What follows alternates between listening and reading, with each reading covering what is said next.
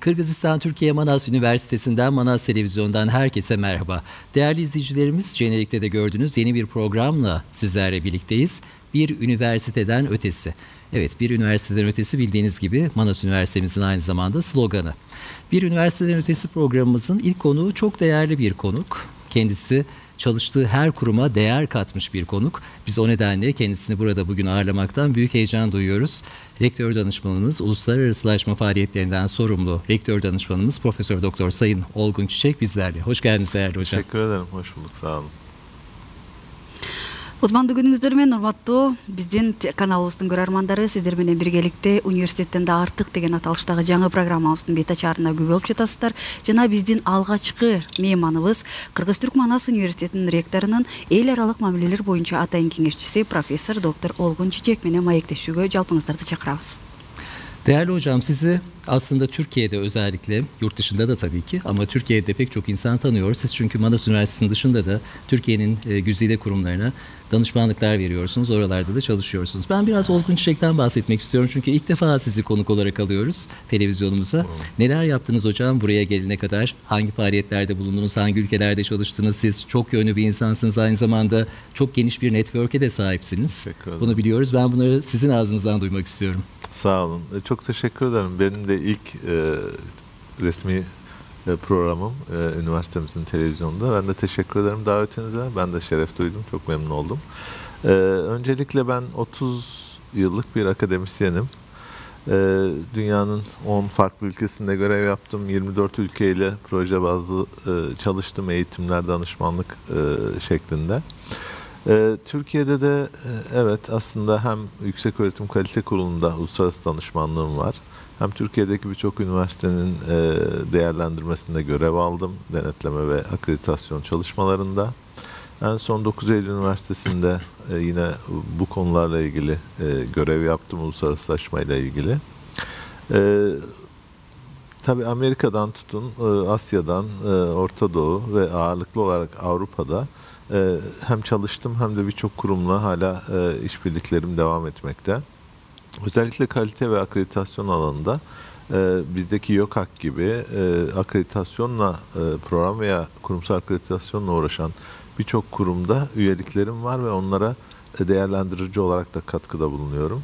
Tabii uluslararasılaşma bizim önemli ve öncelikli bir alanımız. Hem benim şahsi olarak dediğiniz gibi buradan kaynaklanan bir network'üm oluştu. Hem de üniversitemizin vizyonu ve stratejik planında olması nedeniyle yollarımız kesişti. İşte 3 ay oldu başlayalı. Ondan beri de üniversitemizin uluslararasılaşma yolculuğuna birlikte devam ediyoruz. Büyük Manas ailesine tekrar hoş geldiniz. Teşekkür Sizinle ederim. çok güzel işler yapacağız inşallah hep birlikte. Ben de çok umutluyum. Müsaade ederseniz Şerizat'a hemen söz verelim. Pardon, Kırgız Türkçesiyle de hemen dinleyicilerimize aktarsın söylediklerinizi. Чоң рахмат, урматтуу биздин замандаштарыбыз, сиздерге эскертип айта кетүүчү нерсе, бүгүнкү биздин студиябыздын мейманы Түркиядан келген белгилүү илимпоз жана ошондой эле көптөгөн мамлекеттерде иш алып барып келген профессор доктор Olgun Çiçek менен сиздер менен чогуу маек куруп жаткан чагыбыз. Жана биз алгач сөзүбүздү ушул биздин замандаштарыбызга бизге өзүңүз тууралуу таанытсаңыз деген алгачкы биздин сурообузга 10 мемлекеттен ашык мамлекеттерде иштегендигин жана өзүнүн академиялык менен анын жаатында дагы аккредитация жаатында дагы көптөгөн иш-чараларды алып барганын, жогорку окуу жайларда көптөгөн долбоорлордо менен иштешип келе жаткандыгын, Америкадан, ошондой эле Орто Азия мамлекеттеринен, Европадан жана ошондой эле чыгыш мамлекеттеринде дагы иштегендигин, өзүнүн бирге иштешкен чогуу кесиптештери көп экендигин, көп адамдарды тааныгандыгын дагы белгилеп өттү. Ошол себептен ошол жогорку окуу жайларда алардын ошол эл аралык бири-бири менен бирге иштешүүсүндө же болбосо кандайдыр бир уюмга кирип иштөөсү үчүн аккредитация бул өтө маанилүү нерсе. Ошол жаатта иш алып барып келе жаткандыгын кошумчалады жана Кыргыз-Түрк Манас университетине 3 айдан бери келип, азыркы тапта биздин жогорку окуу жайда үзүрлүү эмгектерин баштагандыгын кошумчалап өттү биздин бүгүнкү мейманыбыз. Değerli hocam, Kırgızistan Türkiye Manas Üniversitesi bizim gönül coğrafyamızda yer ediyor. Atayurdumuz Kırgızistan'dayız. Tanrı Dağları'nın eteklerinde çok güzel bir alanda kurulu bu üniversite. Pek çok öğrencimiz var. Onlarla birlikte olmaktan da büyük heyecan duyuyoruz. Ama Manas Üniversitesi'nin yerel olarak ya da herhangi bir üniversitenin yerel olarak kalması, sadece o bölgede başarılar göstermesi zannediyorum düşünülemez, değil mi? Uluslararasılaşma çok önemli üniversiteler için. Neden önemli hocam? Bunu biraz aktaralım istiyorum ben izleyicilerimize. Kesinlikle katılıyorum.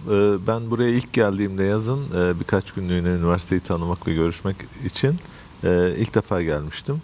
Gerçekten üniversiteye o anlamda hayran kaldım. Üniversite, bunu rahatlıkla söyleyebilirim ki, ortalama bir Avrupa üniversitesinden daha iyi durumda bir üniversite. Ne güzel.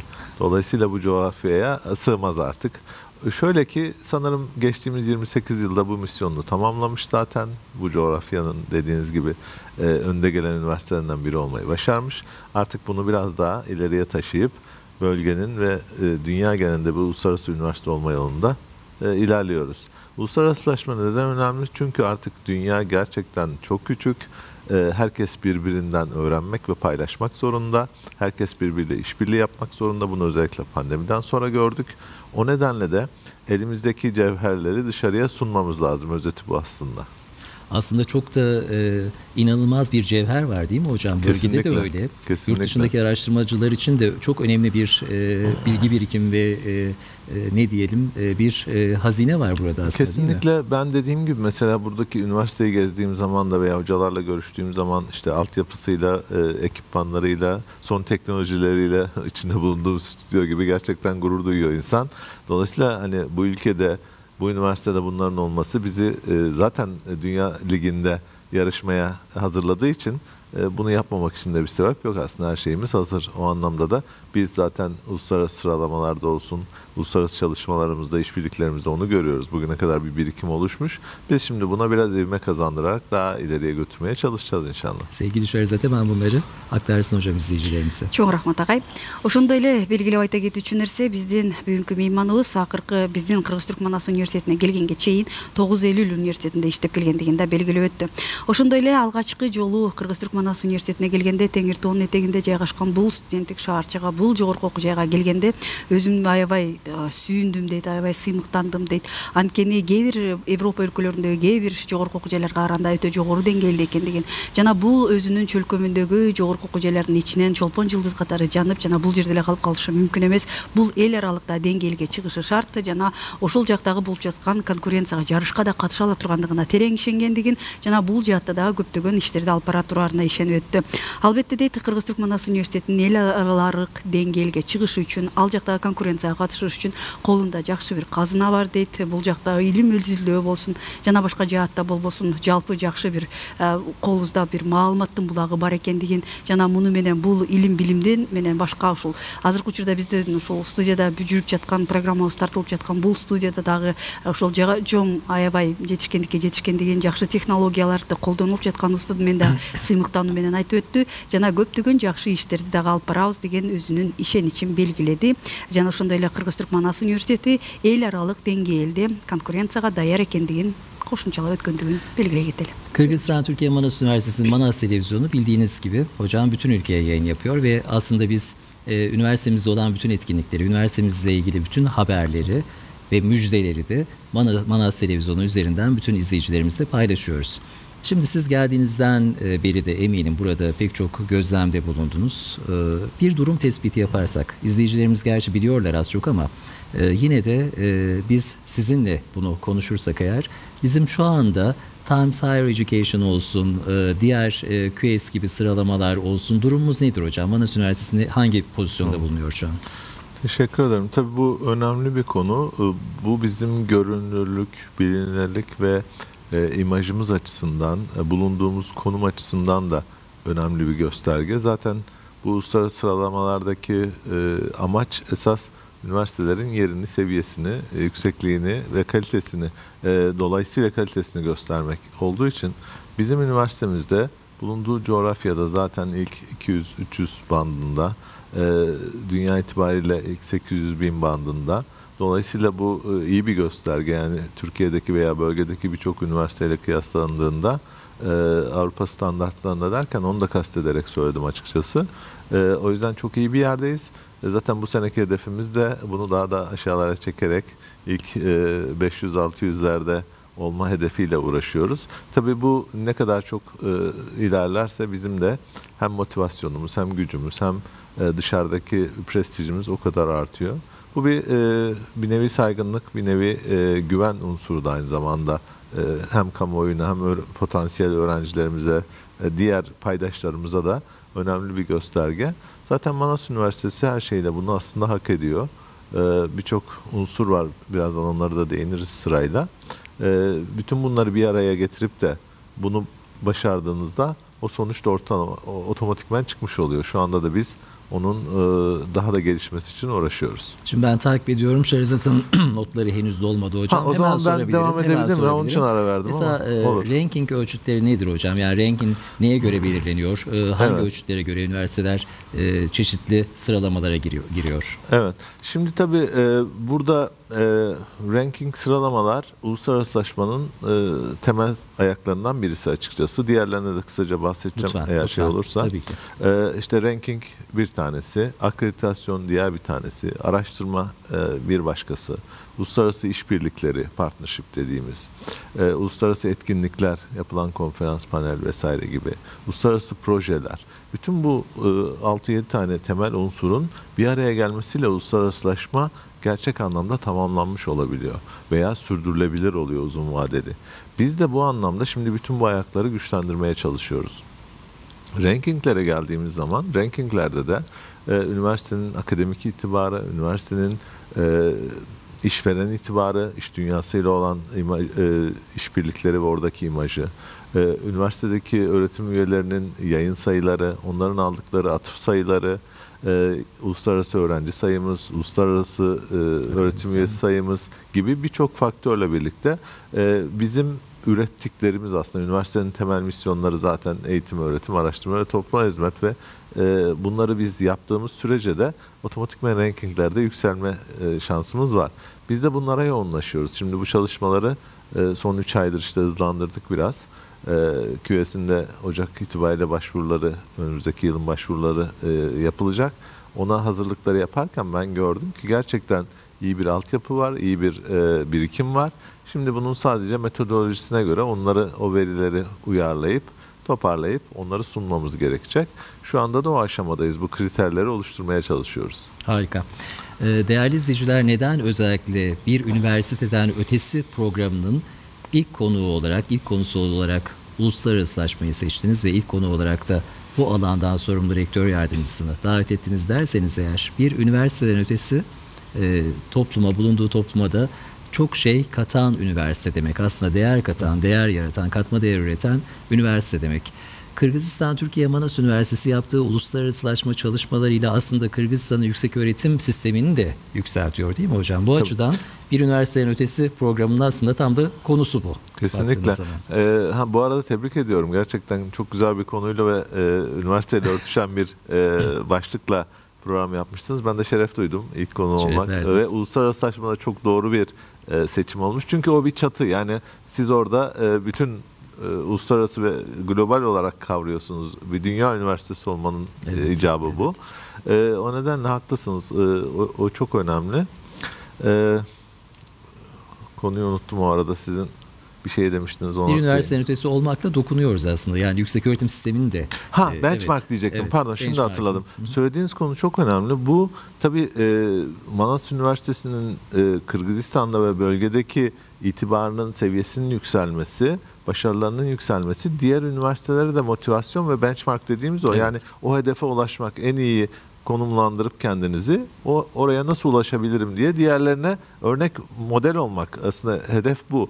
Şu anda da Manas Üniversitesi gerçekten uluslararası camiadan da ben biliyorum.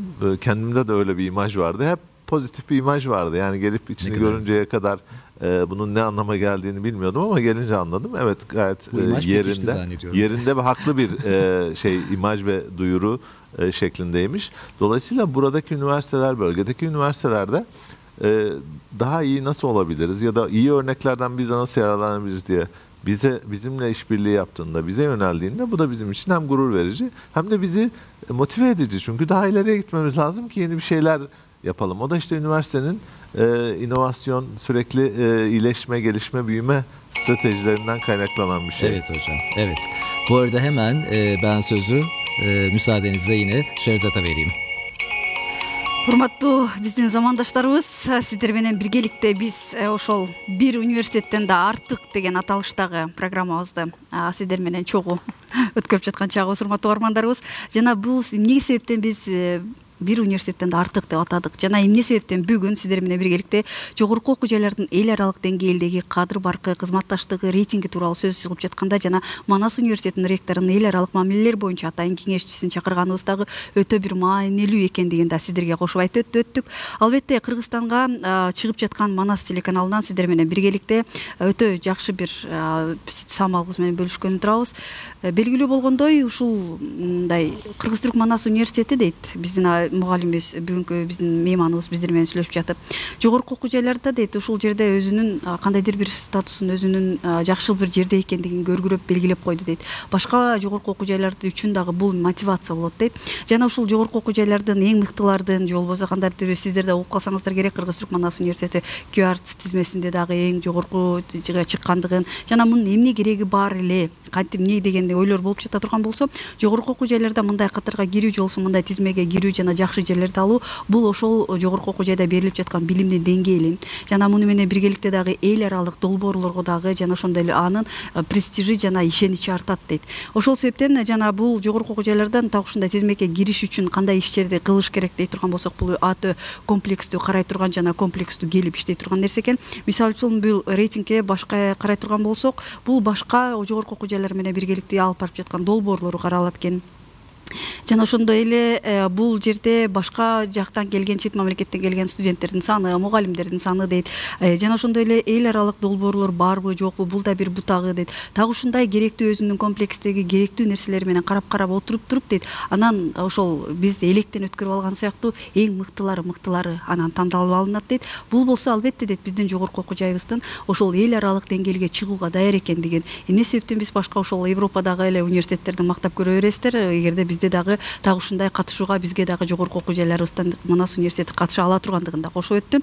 Муну менен биргеликте дейт, албетте эгерде Кыргыз-Түрк Манас университетинде мындай жакшы жаңылануулар болуп турса, бул жердеги чөлкөмдөгү башка жогорку окуу жайларга үчүн дагы жакшы бир мотивация болот дейт. Алар дагы биз дагы кантсек болот, эмне кылсак болот деп бизге келип жол көргөзүүнү сурайт дейт. Биз алар менен чогуу иштешебиз дейт. Биз үчүн дагы жакшы бир маркетинг, биз үчүн да жакшы бир бул өзүбүздүн тажрыйбабыз менен бөлүшүү биз үчүн да өтө маанилүү дейт. Ошол эле учурда ошол жарышта же болбосо дагы башка болуп жаткан нерселерде дейт, урматтуу биздин замандаштарыбыз, ошол мындай биз айтып жатпайбызбы, ошол жогорку окуу жайлардын ортосундагы конкуренция же болбосо дагы башка ошол жарыштары деп, ошол учурда берилип жаткан билимдин сапатынын жогорулай тургандыгын белгилеп өттү. Бул билимдин ошол сапатынын жогорулашы ал жерде сиздерге ошол жогорку окуу жайга болгон ишенимди жана ошондой эле престижди жана муну менен биргеликте дагы көптөгөн жакшы мындай азыркы учурда дүйнө кичирейип баратабыз дейт. Жана бул дагы өтө маанилүү иштердин бири экендигин кошумчалап өттү. Жана бул жаатта Кыргыз-Түрк Манас университети көп жерде алгачкылардан болуп бир нерсе, мисалы үчүн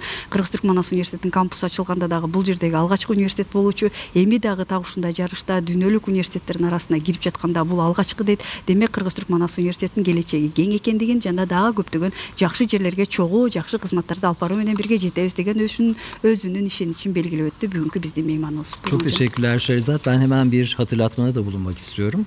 Değerli izleyiciler, biliyorsunuz bir üniversiteden ötesi olan Kırgızistan Türkiye Manas Üniversitesi yaptığı uluslararasılaşmaya yönelik çalışmalarla Kırgızistan'ın ilk defa uluslararası platformlarda yer almasını da sağlamıştı. Nasıl olmuştu? İşte QS'de aldığı başarılarla Kırgızistan'ın yüksek öğretim sisteminde bir ilk yaşanmıştı ve Kırgızistan Türkiye Manas Üniversitesi yüksek öğretim sisteminde artık dünya üniversiteleri arasında bir sıralamaya sokmuştu. Bu nedenle de hem Kırgız Coğrafya Kenişi'nden hem Eğitim ve Bilim Bakanlığı'ndan, Cumhurbaşkanlığı'ndan pek çok yerden Manas Üniversitesi'ne teşekkür mesajları gelmişti. Şimdi değerli hocamız Profesör Doktor Sayın Olgun Çiçek'in bu çalışmaları sürdürmeye yönelik faaliyetleri devam ediyor. Hocam son dönemlerde neler yaptınız? Biz sizi çünkü hem haberlerden takip ediyoruz hem haberlerde sizden söz ediyoruz. Onları bir özetleyelim isterseniz. Pek çok görüşmede bulundunuz, pek çok ülkeye gittiniz. Buyurun değerli hocam. Çok teşekkür ederim. Ben de şimdi onları hatta inceliyordum.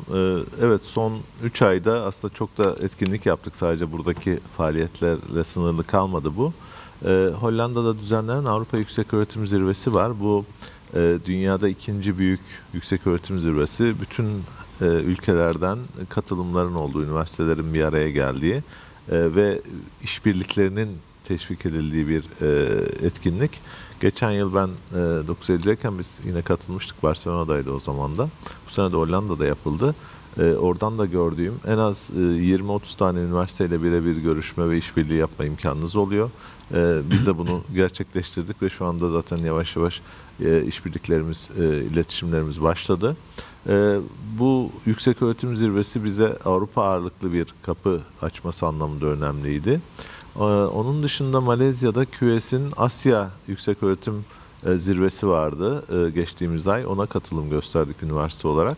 Orada da yine hem aynı şekilde Orta Doğu, Uzak Doğu, Avustralya dahil Çin birçok üniversitenin temsil edildiği bir ortamda hem QS yetkilileriyle görüşme imkanımız oldu, hem de oradaki üniversitelerle işte Malezya'dan, Endonezya'dan, Tayvan'dan, Hong Kong, Singapur gibi o ülkelerle görüşme imkanımız oldu. Orayla işbirliklerini geliştirmek. Bunun da ötesinde QS'in üst yönetiminin hepsiyle tanışma ve görüşme şansımız oldu. CEO'su, başkan yardımcısı, bölge direktörü, bizim Orta Asya sorumlusu Sergey Bey var. Üniversitemizde biliyor, kaç kere gelmiş gitmiş. Onunla da birebir görüştük ve bayağı detaylı toplantılar yaptık. QS'teki konumumuzu o da teyit etti ve tebrik etti. Yani onlar da bölgede, dediğiniz gibi ülkede ilk olmak ve bölgede de örnek bir üniversite olarak hızla ilerlemek adına bize moral ve motivasyon verdi ve desteklerini de ilettiler. Dolayısıyla bu ziyaretler, Astana'da bir yine uluslararası foruma konuşmacı olarak çağrılmıştım. Oraya katıldım. Asya Pacific Quality Network var Bangladeş'te. Orada konuşma için çağrılmıştım. Orada görüşmeler yaptık. Oradaki üniversitelerle işbirliği için. Bir de bunun da ötesinde Manas Üniversitesi'nin adını duyurmak. Yani sonuçta her görüştüğünüz kişiye işte kartınızı verdiğinizde, üniversiteden bahsettiğinizde Manas Üniversitesi'nin ne olduğunu anlattığınızda sonuçta orada bir ışık yanıyor ve o insanlar sonrasında duyduğunda evet Manas Üniversitesi'ni biliyorum Kırgızistan'da, onlarla şöyle bir işbirliği yapmıştı gibi. Bu biraz da dünya küçük dedim ya, artık dilden dile dolaşan ve sürekli bizim aynı camiada herkes birbirini bir şekilde yolu kesişiyor ve tanışıyor. Önemli kapılar açıyor. Diğer bir avantajı da sadece üniversiteler bazında değil, araştırma bazında, değişim programları bazında ve spesifik alanlarda, örneğin işte mühendislik alanında yapay zeka ile ilgili çalışmak veya işletme veya güzel sanatlar alanında spesifik projelerle ilgili çalışmak, çevreyle ilgili konular gibi birçok alana yol açabiliyor. Yani bu faaliyetler dışında tabii bize gelen heyetler ve ziyaretçiler de var. Hem bölge ülkelerinden hem bizim gittiklerimiz de var. Bölge ülkeleri de Orta Asya'da dahil o ziyaretlerimize. Bir de sanırım her gün en az bir tane oluyordur herhalde bu çevrim içi görüşmeler. Evet. Bu işbirliği yapacağımız işte 10-20 üniversite son 3 ayda dediğim bağlantılarla biz hemen hemen her gün bir veya bazen iki görüşme yapıyoruz. Üniversitemizi tanıtıyoruz. Evet, yani şimdi hocam. Geçen gün mesela Çin'le görüşmemiz gerekti. Şimdi buradan kalkıp Çin'e gitmek zor. Hemen bir çevrimiçi görüşmeyle karşılıklı bilgi alışverişi, zaten şey belli, niyet belli. Alanları belirleyip siz hazırlayın, biz hazırlayalım, gönderelim. Tamam, sunalım rektörlüğümüze. Eğer onaylanırsa işbirliği protokolümüz, onaylandıktan sonra da ilk projeyle başlayalıma geliyor. Ondan sonra ziyaretler başlayıp zaten geliş gidişler olabiliyor. Bu da büyük bir avantaj. Belki de Metaverse içinde de yapmaya başlarız hocam. Galiba yani VR gözlüklerle artık yavaş yavaş şeye dönüyor dediğiniz gibi. Bu da bir avantaj. Tabii gittiğimiz yerlerdeki hani oradaki diyalog ve detaylı görüşmeler ayrı bir şey, ya da insanlarla birebir iletişim sağlayıp o yakınlaşma, o samimiyeti, sıcaklığı sağlamak ayrı bir şey. Ama bu avantajın olması da çok önemli. Pandemiden sonra bunu zaten yaşadık. Demin de dediğim gibi insanlar önemini de anladı, faydasını da anladı. Her zaman olmayabiliyor. İşte şimdi kış şartları, hani ulaşımda sorun veya herkesin zamanı birbirine uymayabiliyor. Ama çevrim içi büyük bir avantaj. Biz inanın diğeri kadar, hatta bazen daha fazla çevrim içi görüşmelerle de bu ikili işbirliklerini geliştirmeye çalışıyoruz. Урматтуу биздин мекендештерибиз, сиздер менен биргеликте кайрадан так ушул кызыктуу маегибизди улантабыз. Белгилүү болгондой ушул сиздер менен биргеликте Манас университетинин ошол эл аралык деңгээлде кадыр баркы жана чыгышы тууралуу сиздер менен сөз кылып жатабыз. Бүгүнкү студиябыздын мейманы профессор доктор Олгун Чичек экендигин эскертип айта кетели. Албетте дейт, Кыргыз-Түрк Манас университетинин эл аралык платформаларга чыгышы бул ошол эле учурда Кыргызстан үчүн дагы өтө маанилүү болду дейт. Ал жакка дагы ошол Кыргызстандын атынан алгачкы жолу жогорку окуу жайга катышып жатканда, бул дагы Кыргыз-Түрк Манас университети эле эмес үчүн Кыргызстан үчүн дагы чоң өтө бир жакшы жаңылык болду дейт. Ал учурда дагы ошол мамлекетибиздин керектүү жерлеринен ыраазычылык баракчаларын алганыбызды дагы кошумчалап өттү. Ал эми биздин мейманыбыз ушул келгенине 3 ай болгондон бери көптөгөн иш-чараларды өткөрүп жаткандыгын жана буга чейин Голландияда экинчи жолу болуп жаткан экен, жогорку окуу жайлардын жыйыны болгон экендигин, ал жака 20-30 жогорку окуу жай катышкандыгын, ал жерге барып таанышуу иштери болгондугун жана муну менен биргеликте Европага дагы эшигибизди ачып келдик дейт. Ал жактагы жогорку окуу жайлар менен да таанышып келдик дейт. Ал жерге барып мындай иштерди кылышыбыз жалгыз эле биздин жогорку окуу жайыбызды таанытуу менен биргеликте илим изилдөөдө, билим берүүдө бири-бирибиз менен тажрыйба алмашуу дейт, алмашуу программаларын кылуу дейт, көптөгөн тематикалардын алкагында чогуу иштешүү дейт. Муну менен биргеликте ошол Орто Азия мамлекеттери менен жана чыгыш өлкөлөр менен дагы жолуккандыгын, алардын арасында Кытай, Сингапур сыяктуу, Гонконг сыяктуу мамлекеттер менен дагы бир жерге ошол жогорку окуу жайларында иш алып барган адамдар менен жолугушкандыгын, QS-тин дагы ал жактагы өзүнүн ошол мүчө же болбосо ошол өкүлчүлүктөр менен таанышкандыгын белгилеп өттү. Ал жакта көптөгөн жакшы иш-чаралар болгондугун жана дагы иштер көп экендигин кошумчалады. Астанада да боло турган жакынкы иш-чарада дагы биздин бүгүнкү мейманыбыз доклад менен катыша тургандыгын, өзүңүздөр дагы күбө болдуңуздар. 2-3 күндөн кийин Азербайжанга да бара тургандыгын кошумчалады. Албетте мындай иштер чалгындоо иштерине окшош болот экен. Ал сыяктуу ошол ал жерге барып илим изилдөөдө же болбосо кандайдыр бир алмашуу программаларын иштетүүдө, ошол жазалма интеллект тууралуу инженерлердин же болбосо кандайдыр бир экология жаатында көптөгөн долбоорлордун алкагында иштешүүгө аракет кылып жаткандыгын, таанышуу иштерин жүргүзүп жаткандыгын белгиледи. Жана пандемиядан кийин белгилүү болгондой бардыгыбыз офлайн деп жыйындарды өткөрүп калдык дейт. Кез-кезде сааттын дагы өзгөчөлүгү болуп калат дейт. Мындай агайыбыздын ушунчалык жан дили менен иштеп жаткандыгын ушундан да билсек болот. Кээде таңкы саат 5-те же болбосо түндүн бир окумунда дагы ушундай жыйындарга катышууга керек болуп кала тургандыгын дагы кошумчалап өткөндүгүн белгилей кетели. Урматтуу биздин замандаштарыбыз, сиздер менен биргеликте азыркы учурда биз ошол биздин эл аралык жаатта таанылуу жөнүндө иш аракеттер тууралуу сөз кылып жатабыз жана бүгүнкү биздин мейманыбыз Манас университетинин ректорунун эл аралык мамилелер боюнча атайын кеңешчиси профессор доктор Олгун Чичек экендигин эскертип айта кетели. Buyurun. Sevgili Şahrizat, konu uluslararasılaşma, konuk da Profesör Doktor Sayın Olgun Çiçek olunca aslında konuşacak çok şey oluyor. Evet. Ama bizim program süremiz sınırlı. Evet. Bu nedenle hemen her zamanki şeyi uygulayalım mı? Erke mikrofon diyelim mi hocamıza? Evet, belki bir şey sormamışızdır. Evet, Paylaşmak istediğiniz bizim hocam belki sormadığımız ama sizin içinizde kalan şeyler varsa Süper. size son kez diyoruz ki erke mikrofon diyoruz, özgür mikrofon diyoruz. Buyurun lütfen, siz dinliyoruz. Hemen toparlıyorum. Çok Lütfen, teşekkür ederim. lütfen. Birkaç önemli konuyla tamamlamaya çalışayım. Şeyden bahsetmedik. Uluslararası üyelikler önemli bir onlar konu. çok önemli tabii. Biz bununla ilgili çalışmalara başladık. Şimdi üniversitemizin zaten mevcut olan üyelikleri vardı. Onları hem aktif etmek hem de yeni üyelikler yapmak. Bunlar arasında Uluslararası Üniversiteler Birliği, Avrupa Üniversiteler Birliği, Magna Carta gibi networkler üzerinden, ki bunlar çok önemli. Yani hem onların database'inde olmak, hem onların faaliyetlerine katılmak, projelerinde yer almak, ev sahipliği yapmak, etkinlikler düzenlemek karşılıklı gibi. Şimdi bunları bir yandan geliştiriyoruz.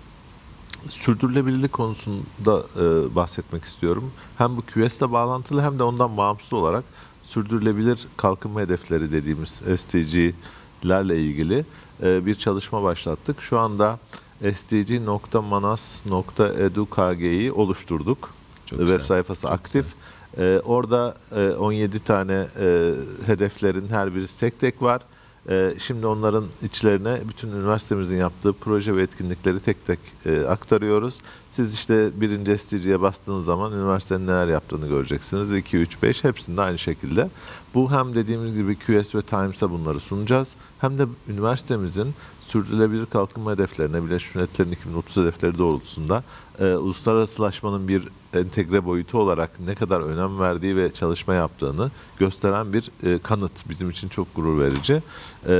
Bunu da hızlı bir şekilde hallettik. Şimdi artık içini dolduruyoruz. Ocak itibariyle yavaş yavaş artık faaliyetlerimizi de arttırmaya başlayacağız. Bu sürdürülebilirlikle ilgili 3 tane politika geliştirdik. Yine QS'den dolayı da onlara da sunmak adına lazım. İşte bu sürdürülebilirlikle ilgili, çevreyle ilgili sürdürülebilir satın alma politikası, sürdürülebilir enerji, yenilenebilir enerji tüketimi, su tüketimine kadar bütün bu çevreyle ilgili güncel duyarlılık konularının hepsine biz de politika olarak yer vermiş olduk. Bugün hatta Senato'da görüşülecekti bu politikalar. Onaylandıktan sonra da bunları yayınlayacağız web sayfamızda. Dolayısıyla biz hani sadece uluslararasılaşma değil, uluslararası sorumluluklarımızı da yerine getiren bir üniversite, sürdürülebilir yeşil üniversite kavramıyla da ilerlemek istiyoruz. Bu da önemli bir konuydu. Kısaca hemen hızlı neler yaptık bu 3 ayda? Lütfen hocam. Kurumsal veri yönetimi çeviri gerekiyor muydu arada? Hocam siz devam edin. Tamam. Devam edin. Yo, maşallah çok iyisiniz. Tebrik ederim o konuda. Sağ olun. Şehrazat atlamaz hocam konuları, Yok, merak etmeyin. evet harika. Kurumsal veri yönetimi koordinatörlüğü oluşturuldu. Üniversitemizde resmi olarak senato kararıyla. Ben de oraya koordinatör olarak atandım. Buradaki amaç üniversite bünyesindeki bütün verilerin tek merkezde toplanarak hem doğru hem hızlı hem de zamanında dağıtımının yapılması, analizlerinin Çok yapılması önemli bir için. konu hocam. Evet, Tabii. koordinasyonu bir şekilde veri üzerinden sağlamaya çalışıyoruz. Bu faaliyetlerimiz başladı. Bununla ilgili şimdi bir portal oluşturulacak, bir birim kurduk. O birim üzerinden bütün bilgiler orada toplanacak. Siz bir şey istediğinizde hemen size onu online verebilecek durumda olacağız. Bu bizim için önemli bir adım dediğiniz gibi. Uluslararasılaşma Komisyonu kurduk. Burada da rektörlüğümüzün başkanlığında kurduk. Bunu önemini göstermek adına da sağ olsun teveccüh etti hocamız. Dekanlarımızdan, daire başkanlarımızdan bizler dahil olacak şekilde bir 10 kişilik ekiple üniversitenin uluslararasılaşma faaliyetleriyle ilgili iç komisyon ve çalışmaları değerlendirmek üzere ayda bir, 2 ayda bir toplanarak istişare yapmak ve görüşler belirtmek amacıyla. Aynı şekilde Uluslararası Danışma Kurulu oluşturduk. Bu da bağımsız, dışarıdan 10 tane akademisyenin farklı ülkelerden, alanında başarılı, bilinen isimlerden oluşan. Bu da bizim hem gönüllü elçiliğimizi yapacak olan hem de bize uluslararasılaşma konusunda gönüllü olarak destek verebilecek olan bizim network'ümüzdeki hocalardan oluşuyor. O da bizim için hem bir dış yüz hem de bir destek anlamında önemli. 2023-2024 akademik yılının uluslararasılaşma yılı olarak ilan edilmesi konusunda rektörümüz onay verdi ve bunu bu şekilde de kendi de deklare etti. Dolayısıyla bu akademik yılda gerçekten biz hızlı bir şekilde uluslararasılaşmaya başlamış olduk. Evet ve hızla da gidiyoruz inşallah. Yükseköğretim zirvesinden bahsetmiştim. O bizim için çok önemli.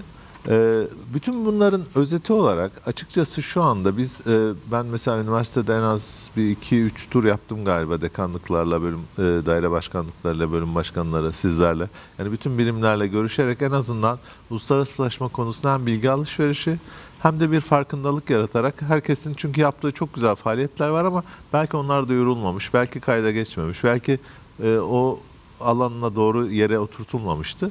Onları belirlemeye, bir portföy oluşturmaya, bir database oluşturmaya, farkındalık oluşturmaya ve herkesin elini taşın altına koyması için desteklerini almaya çalışıyoruz. Bu konuda da hani sağ olsun herkesten olumlu geri dönüşler ve destekler var.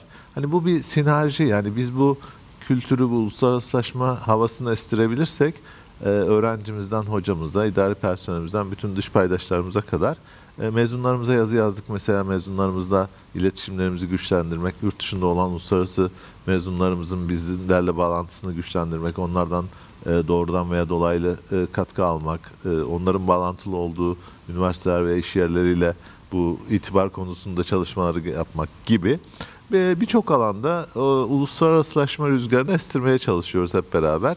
İnşallah bu önümüzdeki 2024 yılında bunun yavaş yavaş geri dönüşleri de olacaktır. Hatta bununla ilgili bugün rektörlükteki toplantıda görüştüğümüz bir konu var, onu da belirteyim. QS Star diye üniversitelerin yıldızlandığı bir uygulama var.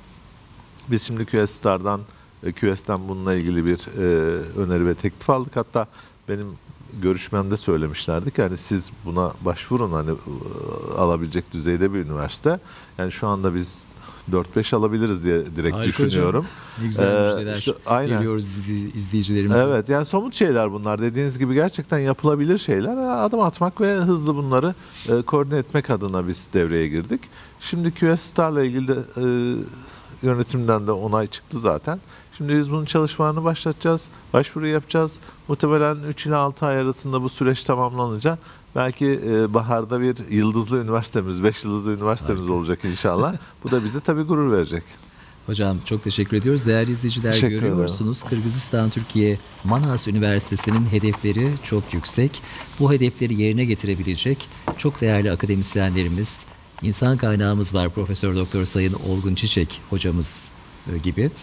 Aynı zamanda üniversitenin yapacağı bütün bu çalışmalar Kırgızistan üniversiteleri için de yeni bir aslında yol açıyor. Kırgızistan'ın yüksek öğretim sisteminin çok daha ötelere ulaşmasına yol açıyor. Bu nedenle Kırgızistan Türkiye Manas Üniversitesi'nin çok büyük katkıları oluyor içinde bulunduğu topluma ve gönül coğrafyamıza, Türk dünyasına. Evet, müsaadenizle hemen sevgili Şerzat hocamızın söylediklerini çevirsin Kırgız Чоң рахмат Türkçesine. агай. Сиздер менен дагы маегиңиздерди угуп жатып, бул жаңылыктарыбыз менен батыраак биздин замандаштарыбыз менен бөлүшпөсөк болбойт деген ойго келдик.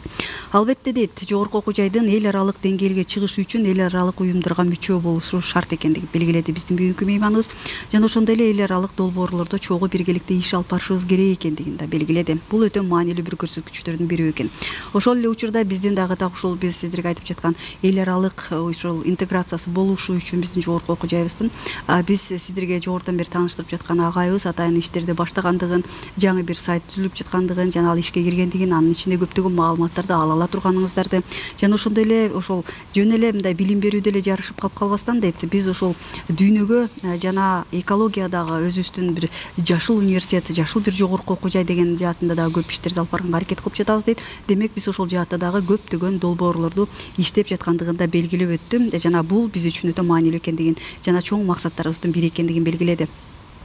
Жана муну менен биргеликте ошол ректорубуз дагы көптөгөн колдоолорду жүргүзүп жаткандыгын, жана биздин ошол жогорку окуу жайыбыздын эл аралык интеграция болушу үчүн да көптөгөн иштердин аткарылып жаткандыгын, агайыбыз ошол эле учурда сырттан бир 10тон ашык академиялык атайын илимпоз катышкандыгын, алар дагы биз менен бирге болуп бирге иштешип турушучу, биздин имиджибиздин жогорулашы үчүн, же болбосо биздин максатыбызга жетиш үчүн өтө маанилүү көрсөткүчтөрдүн бири экендигин кошумчалады.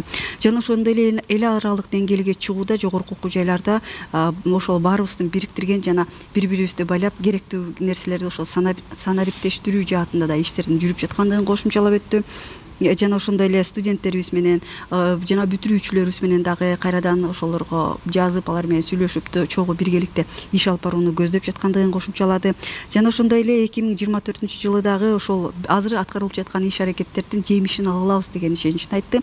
Муну менен биргеликте QS-тин Star деп аталган атайын бир жылдыз берилет экен. Ошону дагы азыркы учурда биз документтерибизди тапшырып, туура болуп ошол баардык изилдөөлөрдүн баардыгынан өткөндөн кийин жакынкы жай айларында ошол сиз эгерде биздин университетибизге жогорку окуу жайга окууну каалап жаткан болсоңуз, биздин дагы жылдыздуу бир университет болуп калышыбыз толук мүмкүн экендигин белгилеп өттү бүгүнкү биздин мейманыбыз.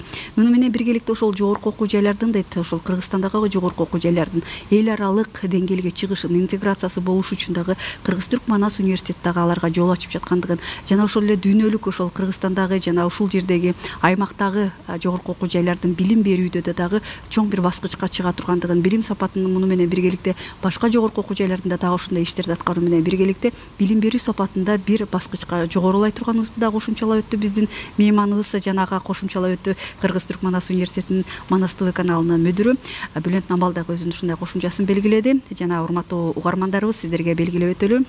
Жогорку окуу жай жалгыз гана балдарга билим берүү менен эмес, мен агайларыбыздын маегин угуп жатып ушуга ынандым. Эл аралыктагы деңгээлде, эл аралык ошол жогорку окуу жайлар менен конкуренция боло алыш үчүн дагы так ушундай иш аракеттерди алып барышыбыз керек экендигин, алар менен биргеликте интеграция болушубуз шарт экендигин кошумчалап өттү. Жана бүгүнкү биздин мейманыбызга ыраазычылыгыбызды билдиребиз. Değerli izleyicilerimiz, Manas Televizyonu'nda sizlerle pek çok programla buluşuyoruz ama biz bu programa, bir üniversiteden ötesi programına çok önem verdik ve bu programı bugün yayına soktuk. Belki bir ulusal televizyon kanalında bu kadar spesifik bir konu olur mu diye düşünenleriniz olabilir. Çünkü Manas Üniversitesi'ne yönelik olacak ağırlıklı olarak bu program, ama öyle düşünmeyin. Çünkü Manas Üniversitesi bütün Kırgızistan'a fayda sağlayan bir kurum. Değerli izleyicilerimiz, biliyorsunuz Kırgızistan'ın yükseköğretim sistemini gerçekten uluslararasılaşma yönünde yönlendiren bir kurum. Kırgızistan'ın insanına dokunan bir kurum. Kırgızistan'a sosyal fayda sağlayan bir kurum. Pek çok alanda Manas Üniversitesi'nin Kırgızistan'a faydasından, Türk dünyasına faydasından söz edebiliriz. Bu nedenle biz bu programı özellikle yayına koymak istedik.